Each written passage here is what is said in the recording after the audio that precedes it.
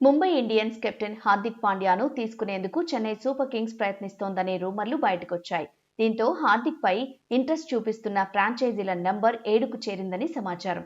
Rajasthan Royals, Kolkata knight riders ఇప్పటికే హార్దిక్ పాండ్యా కోసం ప్రయత్నాలు చేస్తుండగా ఇప్పుడు సిఎస్కే కూడా రేసులోకి ఎంట్రీ ఇచ్చిందని టాక్. ముంబై ఇండియన్స్ ను హార్దిక్ వీడుతాడనే వాదన బలంగా ఉన్న తరుణంలో అతన్ని ట్రేడ్ చేసుకునేందుకు 7 ఫ్రాంచైజీలు ఆసక్తి చూపిస్తున్నాయట. ఈ ఏడాది ఐపీఎల్ సీజన్లో క్వాలిటీ ఆల్రౌండర్ లేని లోటు చెన్నై సూపర్ కింగ్స్ లో స్పష్టంగా కనిపిస్తోంది. అందుకే హార్దిక్ ను తమ టీంలోకి తీసుకోవడానికి సిఎస్కే ఇంట్రెస్ట్ చూపుతోందని రూమర్లు వస్తున్నాయి. కానీ హార్దిక్ పాండ్యాకు కెప్టెన్సీ బాధ్యతలు కట్టబెట్టడానికి చెన్నై రెడీగా లేదట. రుతురాజ్ గైక్వాడ్ నే కంటిన్యూ చేయాలని బలంగా భావిస్తోంది. హార్దిక్ కోసం ట్రేడ్ విషయంలో చెన్నై చాలా ఓపికగా వ్యవహరిస్తూ సరైన టైంలో నిర్ణయం తీసుకోవాలని చూస్తోందట. ఇప్పటికే హార్దిక్ కు కోల్కతా నైట్ రైడర్స్ కెప్టెన్సీని ఆఫర్ చేసిందనే వార్తలొచ్చాయి.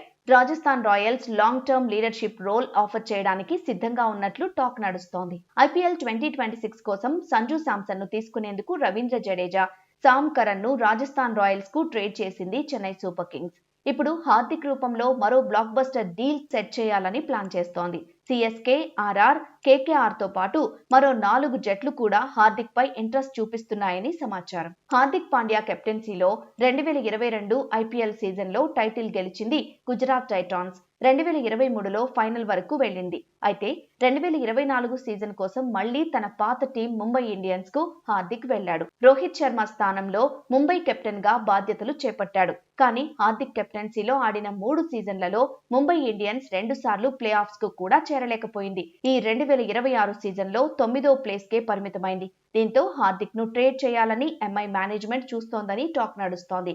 ఈ క్రమంలోనే 7 ఫ్రాంచైజీలు హార్దిక్ పై ఆసక్తి చూపుతున్నాయని తెలుస్తోంది. మరి ఏం జరుగుతుందో చూడాలి.